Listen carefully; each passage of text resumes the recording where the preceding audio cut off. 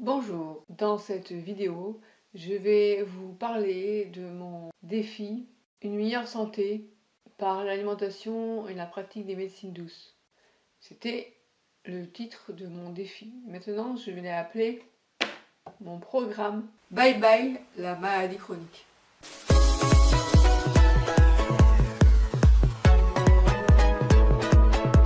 Au départ, je l'ai appelé mon programme Bye Bye la CEP. Et puis, j'ai pensé à toutes les personnes qui vivent avec une maladie chronique. Et j'ai pensé que finalement, il n'y avait pas de raison de me limiter à la sclérose en plaques. Parce que on est 15 millions de personnes en France qui devront faire face à une maladie chronique. Et parce que finalement, on trouve des points communs avec bon nombre de maladies. Et alors, je vais vous citer la fatigue chronique, les douleurs qui ne passent pas avec un antalgique classique, le problème de faiblesse de tonus musculaire qui peut nous obliger à utiliser un fauteuil roulant dans certaines occasions, devoir gérer des émotions parce que vivre avec une maladie chronique c'est quand même un certain stress, et également il y a l'annonce de la maladie, il y a bref, devoir gérer ses émotions. On doit gérer également son moral parce que ça peut fluctuer selon quand on traverse des moments difficiles de la maladie, le moral est peut-être un peu en berne, et puis d'autres moments on retrouve la pêche, bref. Il y a également devoir faire face au handicap. Le handicap peut apparaître, peut s'aggraver, bref, il disparaît rarement d'ailleurs. Enfin. Après, il y a le problème des relations entre docteur et patient. Il peut y avoir des difficultés par rapport à ça, donc tout ça je vais vous en parler. Et donc, sur ce blog, mieuxvivreavec.fr, il était question donc d'utiliser l'alimentation et également la pratique des médecines douces pour nous aider à vivre mieux avec notre maladie chronique. Dans la sclérose en plaques, on trouve pas mal de troubles neurologiques, puisqu'en fait c'est une maladie auto-immune à conséquences neurologiques. Donc on trouve pas mal de troubles qui sont peu spécifiques à cette maladie. Et donc c'est pour ça que je vous dis, on peut trouver ces troubles dans d'autres maladies, même sans parler de maladies, il y a aussi la fatigue chronique. Ça arrive qu'on la rencontre eh bien, dans des affections banales. La douleur, enfin bon, bref, toutes ces troubles dont je vous ai parlé, euh, c'est pas spécifique à la sclérose en plaques.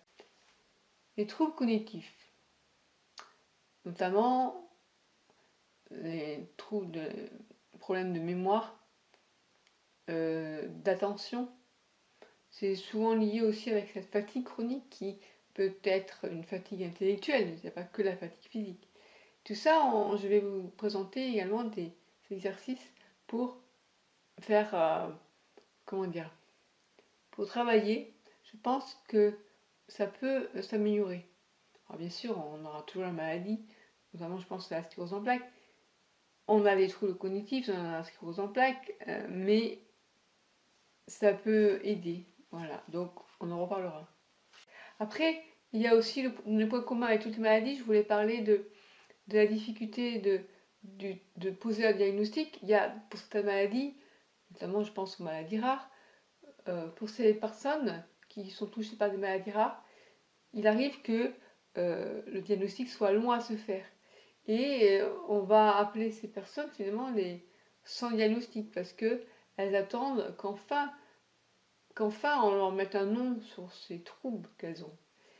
Et moi qui ai vécu une longue errance médicale alors que j'avais une maladie qui n'est pas rare, puisqu'on est quand même 100 000 personnes en France à avoir la sclérose en plaques, eh bien je comprends très bien ce que c'est que ce long parcours un peu du combattant, enfin, de la combattante, avant qu'on nous pose un diagnostic. Et pendant tous ces pas-là, on est anxieuse, parce que on comprend qu'on a quelque chose, mais on nous dit c'est dans la tête, rentrez chez vous, vous affabulez, on ne nous croit pas, et c'est super difficile, quoi. Aussi bien vis-à-vis du médecin que vis-à-vis de nos proches. Donc bref, Ça, il faut en parler. Il y a également aussi après l'annonce de la maladie qui crée un tel bouleversement en nous qu'il faut apprendre à gérer nos émotions.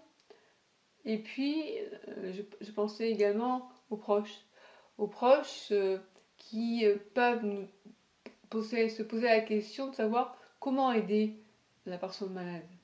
Et ça, c'est des questions qu'on retrouve quelle que soit la maladie finalement, vous voyez. Et c'est pour ça d'ailleurs, c'est la raison d'être de ce blog mieuxvivreavec.fr et de la chaîne YouTube. Alors donc, dans ce programme, Bye Bye la maladie chronique, je vais m'intéresser à pas mal de sujets. Et pour commencer, je vais vous montrer quelques-uns des livres que j'ai achetés. Alors, les maladies chroniques vers la troisième médecine, de professeur André Grimaldi, il y a d'autres noms, vous voyez. Il fait quand même 700 pages, donc c'est un gros pavé. C'est intéressant parce que j'aime bien, moi, apporter une réflexion sur notre système de santé, sur comment on gère les malades, les maladies chroniques, mais d'ailleurs, la maladie, il y a des personnes. Et donc, il parle de la sclérose en plaques là-dedans aussi. Qu'est-ce que j'ai noté d'autre? Médecine alternative. Et en fait, c'était à la base, les affections de longue durée, j'ai connu cette personne, enfin je la connais pas personnellement, mais suite à une citation que j'ai lue qui m'a vraiment parlé, et quand j'ai vu qu'il avait écrit ce livre, je me suis dit tiens, ce serait intéressant que je le lise. Donc, soyez patient parce que quand même il faut s'armer, et ça va me prendre quelques jours avant de l'avoir fini. Après, il y a de gens signalés, soignés par l'alimentation, comprendre les maladies chroniques. Voilà. Donc ça aussi, je vais m'y intéresser. Voilà, j'ai commencé un petit peu à bouquiner. Bon bref, tout ça, on en reparlera. Tout ça, voilà. Après, j'ai également pris sur la gymnastique faciale, parce que j'ai pensé que c'était intéressant également.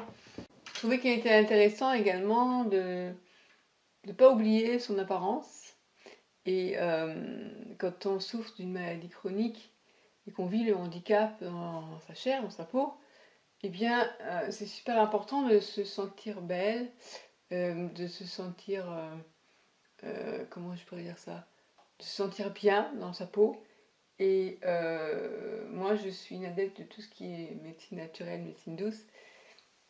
Et donc ça, la gymnastique faciale, pour ralentir le vieillissement, parce que bien sûr, on vieillit tous. Et là, j'approche finalement de la cinquantaine, on ne dirait pas, mais voilà, comme tout le monde, je commence à me dire qu'il serait temps de faire quelque chose, donc pour ralentir le vieillissement normal. Et donc, j'ai pensé à la gymnastique faciale, donc je vais l'intégrer à mon programme. Également, donc la pratique de la sophrologie, de l'automassage, de la réflexologie, qui peut nous aider à gérer nos émotions, à réduire l'anxiété aussi, à apprendre, par exemple, j'ai une technique de sophrologie qui pourrait nous aider à chasser le négatif avec les contractions musculaires, relâchement et travail de la respiration ventrale, voilà, tout ça. Donc, pour vous donner un petit aperçu, je vais vous montrer, donc, en fait, cet exercice, ça consiste à inspirer par le nez. Une fois qu'on a inspiré l'air, on bloque l'air, on va contracter tous les muscles et au moment où on expire, on va relâcher tous les muscles. Et ça permet une décontraction. Et en fait, quand vous allez contracter les muscles et être en apnée, en fait, vous allez en même temps imaginer que vous faites monter tout le négatif. Alors, par exemple, si vous avez vécu une contrariété ou autre, quelqu'un qui vous met en colère, vous allez penser à ça. Donc je vais vous le faire.